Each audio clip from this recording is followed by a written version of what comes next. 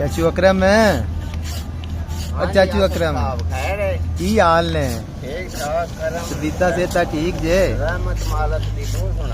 अल्लाह का शुक्र है। तो कम शाम लगे बादशाह आज है? कम शाम तेन पता है भाई आसफ अली कुछ कादरी भाई कटुकर खांदे ने। इंजी है। असि ओ कादरी नहीं भाई, असि मजदूरी करके खाइए।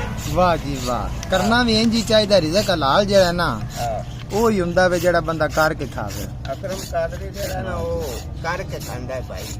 ये चाचा मोर को काम तो सान को शेर चाहिए सुना अपनी शायरी चों।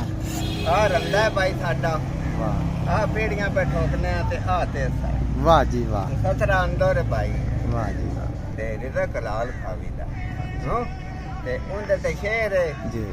रोजी असि रोटी करके खाइए मजदूरी। वाह। ते रब सानू आप दस्सिया।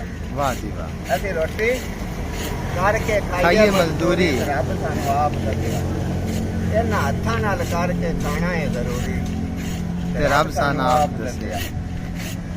जेड़ा रिज़क हलाल खांदा है बंदा वो है हजूरी ते रब सानू आप दस्सिया। वाह जी वाह।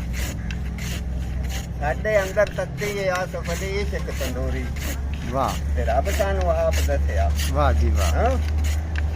अकरम कादरी जेड़ा करके हलाल खावे बंदा वो है हजूरी ते रब सानू आप दस्सिया। दस्सिया। जेड़ा करे मजदूरी ते खावे चोरी।